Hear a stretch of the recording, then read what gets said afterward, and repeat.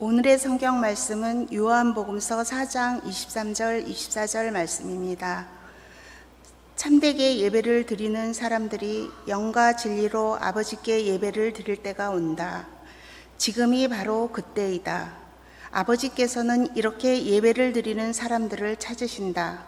하나님은 영이시다.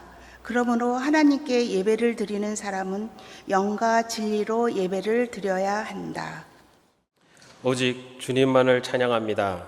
우리의 삶의 주인이 되시고 인도자가 되시는 주님, 오늘 이 자리에 함께 하셔서 우리의 마음의 문을 여시고 하나님의 뜻을 깨달아 주의 백성으로 살아가는 결단의 시간이 될 수 있도록 인도하여 주옵소서. 예수님의 이름으로 기도합니다. 아멘. 오늘부터 8월 한 달 동안에 우리는 교회의 가장 본질적인 정체성과 사명에 대해서 함께 묵상하는 시간을 갖도록 하겠습니다. 교회가 이 땅에 존재하는 이유에 대해서 함께 묵상을 하려고 합니다. 교회가 이 땅에 존재하는 이유는 단순히 사람들이 모이는 어떤 종교 단체 또는 좋은 프로그램을 제공하는 기관이 되기 위해서가 아닙니다. 교회라는 것은 하나님께서 이 세상에 세우신 하나님의 백성 공동체이며 하나님이 이 땅에 세우신 분명한 목적과 사명이 있기 때문입니다. 그렇다면 하나님께서 이 교회를 통해서 이루고자 하시는 본질적인 사명이 무엇인가? 우리는 그것을 5가지로 정리할 수가 있습니다. 바로 예배, 교육, 선교, 봉사, 그리고 친교입니다. 이것을 교회의 5가지 5대 사명이라고 말을 합니다. 이 5가지 사명이라는 것은 단순한 활동 목록이 아니라 교회가 건강하게 존재하고 성장하기 위해서 꼭 필요한 하나님 나라를 이루기 위한 중심축이라고 할 수가 있습니다. 이 사명은 서로 연결되어 있고 한 가지라도 소홀해지면은 교회는 균형을 잃고 방향을 잃을 수 있습니다. 예배가 없는 교회는 그 중심을 잃고, 교육이 없는 교회는 말씀 위에 뿌리 내리지를 못하고, 선교가 없는 교회는 세상을 향해 나아갈 수가 없고, 봉사가 없는 교회는 사랑을 실천하지 못하며, 친교가 없는 교회는 공동체의 기쁨을 잃어버리게 됩니다. 이러한 교회의 5가지 사명은 유기적으로 서로 작용하여서 이 교회라고 하는 생명체를 건강하게 유지하고 또 살아있게 만드는 역할을 합니다. 그 가운데 우리는 오늘 가장 먼저 예배에 대해서 살펴보도록 하겠습니다. 예배는 교회의 가장 첫 번째 사명이자 모든 사명의 중심이며 하나님과의 관계에서 출발하는 모든 믿음의 기초입니다. 모든 사명들에 우선되는 것이 바로 예배입니다. 교육과 친교, 봉사와 선교, 이 모든 것들보다 우선시 되는 것은 예배입니다. 예배가 없는 교육, 예배가 없는 봉사, 예배가 없는 친교, 예배가 없는 선교는 그 힘을 잃고 본질에서 벗어날 수가 있기 때문입니다. 오늘은 그 예배에 대해서 함께 말씀을 통해서 은혜를 나누도록 하겠습니다. 여러분, 혹시 누군가가 여러분들에게 왜 교회 가십니까? 라고 묻는다면 뭐라고 대답을 하십니까? 많은 분들은 보통 예배 드리러 갑니다 라고 그렇게 말씀을 하십니다. 사실 이것은 매우 단순하지만 놀랍도록 그 본질적인 대답이기도 합니다. 교회는 예배 공동체이기 때문입니다. 우리는 예배하기 위해서 모인 사람들입니다.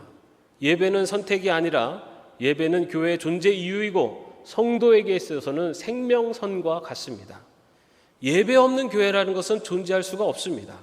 예배 없는 성도는 마치 숨 쉬지 않는 생명과도 같습니다.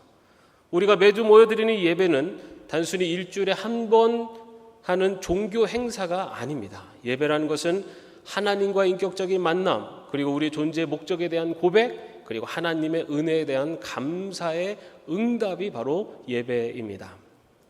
오늘 본문에서 예수님은 사마리아 여인과의 대화를 통해서 참된 예배가 무엇인지를, 그리고 어떤 자세로 예배를 드려야 하는지에 대해서 말씀하고 있습니다. 이 대화는 단순한 신학 강의가 아닙니다. 이 한 여인의 인생을 바꾸는 말씀이었고, 또 이 말씀은 오늘 이 자리에 있는 우리 모두에게도 예배의 본질을 다시 일깨워주는 복음이기도 합니다. 오늘 우리는 이 말씀을 통해서 다시금 예배 중심으로 온전한 예배의 자리로 나아가기를 원합니다. 우리의 예배가 단지 형식과 습관이 아니라 영과 진리로 드리는 살아있는 예배가 되기를 소망합니다. 예배가 회복되면 삶이 회복됩니다. 예배가 살아나면 교회가 살아납니다.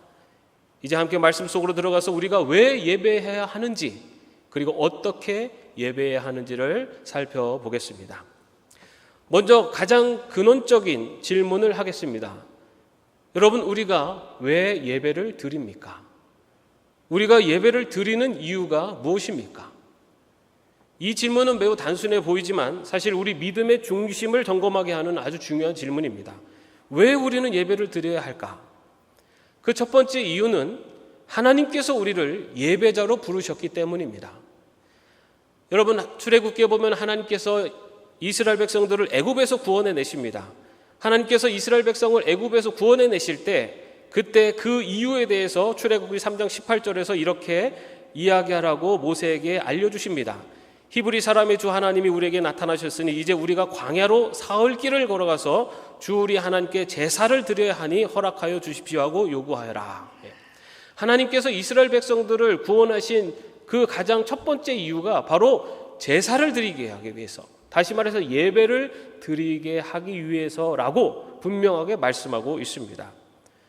여러분, 하나님께서 우리를 죄에서 건지시고 죽음에서 생명으로 옮기신 그 첫 번째 이유가 바로 예배를 드리는 하나님의 백성 삼으시기 위해서라는 것입니다. 예배는 하나님께서 하나님의 백성을 구원하신 중요한 이유 중에 하나입니다. 나를 구원하신 이유, 그것은 우리가 살아가는 구원받은 그 순간부터 하나님을 예배하는 자로 살아가게 하시기 위해서입니다. 여러분, 이 예배는 하나님 나라에서도 계속해서 이어지는 하나님 백성의 하나님께 드려지는 거룩한 삶의 모습이기도 합니다. 또한 십계명을 통해서도 명령을 하셨습니다. 출애굽기 20장의 십계명의 네 번째 계명, 안식일을 기억하여 그날을 거룩하게 지켜라. 이 계명은 단순히 일주일에 하루를 쉬라라는 명령이 아닙니다. 안식일을 기억하여 편히 쉬어라 라고 하지 않으셨습니다. 안식일을 기억하여 그날을 거룩하게 지켜라. 이것이 바로 하나님의 백성이 주신 명령입니다. 거룩하게 지키기 위해서 우리는 거룩하신 하나님과 함께하는 것, 그리고 그 거룩하신 하나님과 함께하는 가장 대표적인 신앙의 모습이 바로 예배인 것입니다. 안식일, 예배하는 날입니다. 거룩한 하나님과 만나는 날이고 그 거룩하신 하나님의 말씀에 순종하는 날이 바로 안식일입니다. 그런데 오늘날 우리는 안식일이 아니라 주일을 지키고 있습니다. 이 예수님 이후에는 안식일의 정신이 오늘날의 주일로 이어집니다. 초대교회 성도들은 예수님께서 부활하신 날, 즉 일주일의 첫날에 성도들이 모이기 시작합니다. 아시는 것처럼 유대인들에게 있어서 안식일은 금요일 저녁부터 시작됩니다. 그런데 초대교회 성도들, 다시 말해 예수 그리스도를 통해서 구원을 받은 하나님의 백성들이 안식일을 기억 거룩하게 지키라 이 말씀에 순종하며 생명이 되시는 새로운 삶을 시작하신 예수 그리스도의 부활의 날에 모여 예배하기 시작합니다. 그래서 예수님께서 죽음을 이기시고 부활하신 날, 바로 새 생명이 시작된 그날을 기념하기 시작합니다. 사도행전 20장 7절 말씀에 보면 이렇게 기록되어 있습니다. 주간의 첫날에 우리는 빵을 때리고 모였다. 또한 고린도전서 16장 2절에서 바울은 헌금을 준비하라고 하면서 매주 첫날에 여러분 저마다 수입에 따라 얼마씩을 따로 저축해 두십시오 하고 말합니다. 여러분, 우리가 지키는 주일은 한 주일의 마지막 날이 아니라 한 주간의 첫날을 말합니다. 다시 말해서 이 한 주간을 시작하면서 하나님 앞에 먼저 예배드리고 시작하는 것이 바로 주일이고, 주일을 안식일을 거룩히 지키라고 하시는 이 십계명의 말씀에 순종하여 그 첫날을 온전히 하나님과 함께하는 시간으로, 그리고 하나님과 만나는 예배 시간으로 보내는 것이 바로 우리가 하나님이 우리를 구원하신 이유 중에 하나라는 것이고 중요한 이유인 것입니다. 그렇다면 이제 좀 더 본질적인 질문으로 넘어가겠습니다. 그렇다면 예배가 무엇입니까? 우리가 매주 드리는 예배는 과연 어떤 의미를 갖고 있습니까? 어떤 분은 예배는 은혜 받는 시간이다 라고 말합니다. 물론 맞는 말입니다. 하지만 예배는 그것보다 훨씬 더 깊고 본질적인 의미를 갖고 있습니다. 무엇보다 예배는 하나님께 드리는 것입니다. 예배의 주인공은 내가 아닙니다. 오직 하나님이십니다. 예배는 내가 얼마나 은혜를 받았느냐 보다 하나님께서 얼마나 영광을 받으셨느냐가 더 중요한 자리입니다. 예배는 내가 무엇을 얻으려고 오는 자리가 아니라 하나님께 드리기 위해서 오는 자리입니다. 나의 시간과 나의 정성과 나의 마음으로 하나님께 찬양하고 하나님께 감사하고 하나님께 나의 삶을 온전히 의탁드리며 하나님께 내 자신을 드리러 오는 시간이 예배인 것입니다. 예배를 뜻하는 히브리어는 엎드리다, 몸을 굽혀 절하다라는 뜻을 갖고 있습니다. 다시 말해서 나의 전 존재가 하나님 앞에 엎드리는 것, 다시 말해서 하나님을 높여드리는 것, 그것이 바로 예배인 것입니다. 존귀하신 하나님 앞에 나의 모든 것들을 내려놓고 하나님만을 찬양하고 하나님만을 높여드리는 것, 예배 받으시기에 합당하신 하나님으로 고백하며 그분께 감사와 찬양과 정성을 올려드리는 헌신의 표현이 바로 예배입니다. 그런데 때로 우리는 이 예배 가운데서 중심을 놓칠 때가 있습니다. 예를 들어서 특송이나 성가대의 찬양이 시작되면은 회중 가운데 일부는 그것을 마치 무대 공연을 보듯이 감상할 때가 있습니다. 오늘은 누가 부르지? 오늘은 노래를 잘하나? 목소리가 오늘은 좋네? 음이탈이 안 닿네? 이런 평가의 시선으로 바라보기도 합니다. 하지만 여러분, 예배 모든 순서는 공연이 아니라 제사입니다. 성가대의 찬양도 특송도 심지어 대표기도나 성경 봉독 봉헌 시간까지 모두가 하나님께 올려드리는 예배인 일부입니다. 우리는 단순한 관객이 아니라 모든 예배 순서에 함께 참여하는 예배자입니다. 성가대가 찬양할 때 우리는 함께 그 찬양의 고백에 마음을 담아야 하고, 특송이 드려질 때 우리의 심령도 동일한 고백으로 하나님 앞에 엎드려야 합니다. 우리가 특송이나 성가대의 찬양 이후에 박수를 안 치는 이유 중에 하나이기도 합니다. 박수가 때로는 그것을 평가하는 모습이 되기도, 그런 마음이 되기 때문입니다. 그러나 아멘으로 화답하는 것, 그것은 바로 성가대가 또는 특송자가 드리는 그 찬양이 나도 동의하는 하나님을 향한 찬양임을 분명하게 선포하는 것입니다. 이처럼 우리는 예배의 모든 순간 하나님께 드려지는 것이라는 것을 분명히 기억하는 것, 그것이 바로 예배를 드리는 자의 태도인 것입니다. 또한 예배는 단순한 종교 행사가 아니라 하나님의 임재를 경험하는 시간입니다. 하나님께서 우리 가운데 찾아오시고 우리의 마음에 말씀하시고 우리를 만져주시고 회복시켜주시는 거룩한 만남의 자리가 바로 예배입니다. 예배는 땅과 하늘이 연결되는 영적인 시간이고, 그 시간 속에 영원히 깃드는 거룩한 순간입니다. 여러분, 우리가 지금 예배드리는 이곳, 그리고 예배드리는 우리가 있는 이 자리는 이 땅에서 제한된 한 시간 특정된 장소만의 의미가 아니라 지금 저 영원한 하나님 나라의 문이 열려서 그것과 소통하는, 그것과 연결되어져 있는 자리라는 것입니다. 그렇기 때문에 우리는 예배를 통해 영원하신 하나님을 만날 수 있습니다. 그렇기 때문에 우리는 예배를 통해 하나님의 뜻을 깨닫고 하나님이 주시는 힘으로 결단할 수가 있는 것입니다. 그렇기 때문에 우리는 예배를 통해 우리 삶의 아픔과 고통, 육신의 질병까지도 치유함을 받는 놀라운 역사를 경험할 수 있는 것입니다. 영원한 세계와 연결되어 있는 시간, 바로 예배의 자리입니다. 이사야 선지자가 성전에서 하나님을 배웠을 때 그의 삶이 완전히 바뀌게 됩니다. 마찬가지로 이 예배는 우리의 인생 가운데 찾아오신 하나님을 만남으로 인해서 우리의 삶이 변화되는 놀라운 역사가 일어나는 시간이기도 합니다.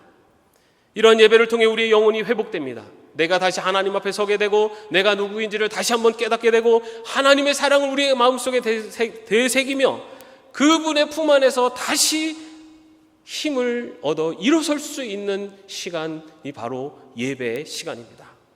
죄로 인해 멀어졌던 우리의 심령이 예배 가운데 회개하고 돌이켜 다시 하나님의 품으로 돌아올 수 있는 것, 그것이 바로 예배가 주는 예배의 은혜입니다. 그렇기 때문에 나의 영혼이 다시 살아나는 시간, 하나님께서 나를 만져주는 생명의 시간이 바로 지금 이 시간 예배의 시간입니다. 마지막으로 예배는 예배당에서만 드리는 1시간짜리 행위가 아닙니다. 예배는 삶 전체를 하나님께 드리는 태도이자 방향을 말합니다. 로마서 12장 1절에서 바울은 이렇게 말합니다. 형제자매 여러분, 그러므로 나는 하나님의 자비하심을 힘입어 여러분에게 권합니다. 여러분의 몸을 하나님께서 기뻐하실 거룩한 산 제물로 드리십시오. 이것이 여러분이 드릴 합당한 예배입니다. 바울은 몸을 하나님께 드리라라고 말하고 있습니다. 몸은 바로 내 삶 전체를 말합니다. 우리는 우리의 영혼을 하나님 앞에 올려드리는 것을 생각하지만 바울은 분명하게 내 몸, 내 삶 전체를 하나님께 올려드려라, 산 제물로 드려라라고 분명히 말하고 있습니다. 예배는 단지 아름다운 찬양과 감동적인 설교로 끝나는 것이 아니라 이 예배 이후의 삶 속에서 하나님 앞에 순종하며 진리대로 살아가는 그 모습을 통해 이어져 가는 것입니다. 그것이 바로 하나님께서 받으시는 온전한 예배입니다. 예배는 주일 1시간 드려지는 이 시간만이 아니라 월요일 직장의 책상 앞에서 또는 가정의 식탁 위에서 아이를 보는 부모의 손끝에서 학교의 교실, 병원의 병상, 지하철 안 장바구니를 드는 시장 한복판에서 바로 이 시간 이후에 우리의 삶의 자리에서 이어져 가는 것이 바로 예배인 것입니다. 우리가 어떤 마음으로 일하고 어떤 태도로 사람을 대하며 어떤 방식으로 진실하게 살아가느냐가 바로 하나님께 드려지는 삶의 예배이기 때문입니다. 그렇다면 우리는 어떻게 예배를 드려야 할까요? 예배에 있어서 장소나 전통, 형식도 중요하지만 무엇보다 중요한 것은 예배자의 태도입니다. 하나님은 예배의 겉모습보다 그 예배를 드리는 사람의 중심을 보십니다. 그래서 예수님은 사마리아 여인에게 24절에서 하나님은 영이시다. 그러므로 하나님께 예배를 드리는 사람은 영과 진리로 예배를 드려야 한다라고 말씀하셨습니다. 이 말씀이 주어진 상황은 매우 특별합니다. 예수님은 유대인과 상종하지 않던 이 사마리아 여인과 깊은 대화를 나누시면서 그 여인이 안고 있었던 삶의 상처, 신앙의 갈증, 정체성의 혼란 속에서 참된 예배가 무엇인지를 가르쳐 주십니다. 그녀가 어떻게 살아야 되는지, 그녀의 정체성이 무엇인지를, 바로 예배가 무엇인지를 말씀하시면서 알려주시는 것입니다. 예배라는 것은 단지 어디에서 드리느냐가 아니라 어떻게, 어떤 마음으로 드리느냐가 중요하다는 것을 말씀해 주신 것입니다. 먼저 예수님은 영으로 드려라 라고 말씀하고 있습니다. 영으로 드린다는 것은 우리 마음 깊은 곳, 바로 영으로부터 하나님을 향해 드리는 예배를 의미합니다. 겉으로 찬양하고 기도하고 자리에 앉아있지만 우리의 마음이 온통 세상 걱정과 다른 생각으로 가득하다면 그 예배는 껍데기뿐인 예배일 수 있습니다. 어느 교회에서 한 집사님이 예배 중에 사회를 맡게 되었습니다. 이 집사님은 요즘 부동산에 관심이 많았습니다. 그래서 주중에는 교회 일이나 가정 일보다도 아파트 분양을 위해서 이리저리 분주하게 날들을 보내고 있었습니다.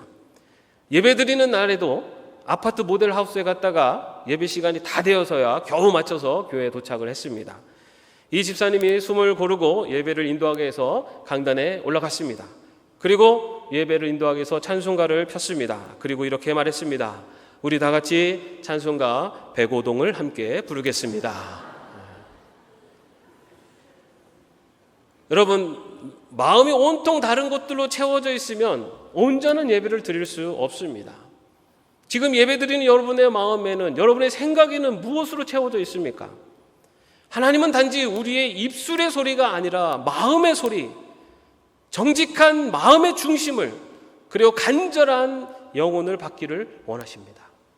영으로 드리는 예배는 습관이 아니라 간절한 사모함에서 시작되고, 반복이 아니라 간절한 목마름에서 흘러나오고, 감정이 아니라 진심으로 하나님을 높이는 태도에서 나옵니다. 하나님은 형식적인 예배가 아니라 살아있는 예배, 진심과 진정이 담긴 예배를 기뻐하십니다. 그래서 다윗은 시편에서 이렇게 고백합니다. 하나님께서 원하시는 제물은 찢겨진 심령입니다. 오 하나님, 주님은 찢겨지고 짓밟힌 마음을 멸시하지 않으십니다. 하나님께서 보시는 것은 우리의 심령이라는 것입니다. 마음을 보신다는 것입니다. 그리고 그 예배를 통해 그 상한 심령을 회복시켜 주시는 것, 그분이 바로 예배를 통해 이루시는 하나님의 능력인 것입니다. 하나님은 이처럼 온전한 마음으로 예배드리는 영적인 예배를 기뻐하십니다. 또한 예수님은 진리로 예배하라고 말씀하십니다. 여기서 진리라는 것은 단순히 어떤 정보나 지식을 말하는 것이 아닙니다. 여기서 말하는 진리는 바로 하나님의 말씀, 다시 말해서 예수 그리스도 안에서 나타나신 하나님의 그 뜻, 그 진리로 예배를 드리라는 것입니다. 하나님의 말씀을 중심에 두고 그 말씀에 순종하는 마음으로, 그리고 그 말씀을 통해서 이루어진 삶의 열매로 예배를 드리라라고 말씀하고 있습니다.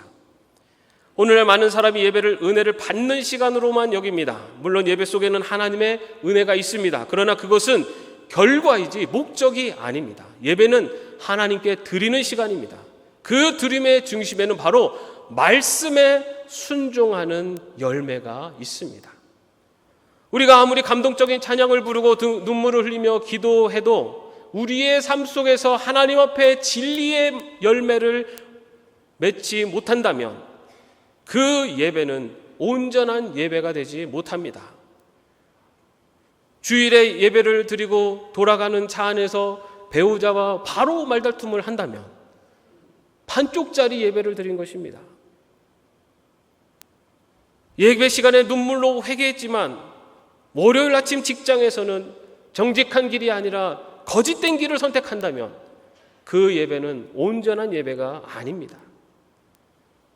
진리로 드리는 예배 말씀을 듣고 감동받는 데 그치고 그 말씀을 예배당을 떠나는 자리에서부터 실천하지 않는다면 그것은 온전한 예배가 아닌 것입니다.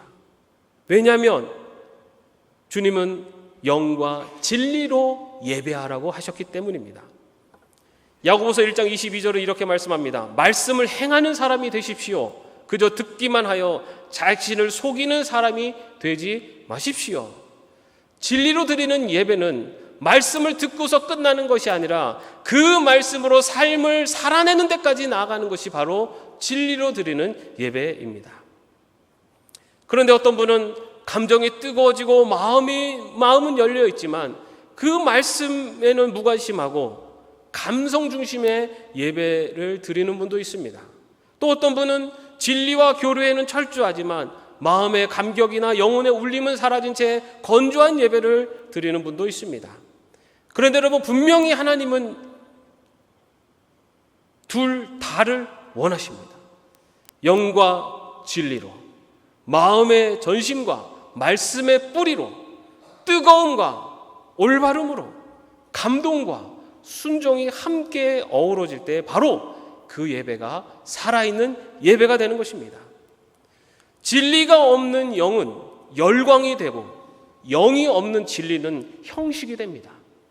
그러나 영과 진리가 함께 드려지는 바로 그곳에 하나님의 임재하심이, 그리고 하나님의 놀라운 역사가 일어나는 참된 예배가 드려지는 것입니다. 그런데 오늘 본문의 말씀을 보면 매우 인상 깊은 선언을 하십니다. 23절에 이렇게 말씀하셨습니다. 참되게 예배를 드리는 사람들이 영과 진리로 아버지께 예배를 드릴 때가 온다. 지금이 바로 그때이다. 아버지께서는 이렇게 예배를 드리는 사람들을 찾으신다. 하나님께서는 영과 진리로 참되게 예배를 드리는 자들을 찾으신다라고 기록하고 있습니다. 영과 진리로 참되게 예배를 드리는 자들을 기다리신다가 아니라 찾고 계신다는 겁니다. 이 말씀은 바로 잃어버린 양 한 마리를 찾아 떠나는 그 목자의 마음으로 하나님 앞에 참되게 예배드리는 참된 예배자를 찾고 계신다는 것입니다. 이것이 바로 지금 오늘 하나님이 우리에게 다가오신 이유이기도 합니다. 형식이 아니라 진심으로 예배하는 자, 남들이 보지 않아도 홀로 하나님 앞에 무릎을 꿇고 그 마음으로 통회하고 자복하며 하나님께 나아가는 자, 나의 삶이 주님의 것임을 고백하며 감사로 하나님 앞에 나와 예배하는 영과 진리로 예배하는 자, 그 말씀에 삶이 되어 삶으로 그 말씀을 실천하며 그 말씀의 열매를 하나님 앞에 올려드리는 참된 예배하는 자, 바로 그러한 예배자를 하나님께서 찾으신다는 것입니다.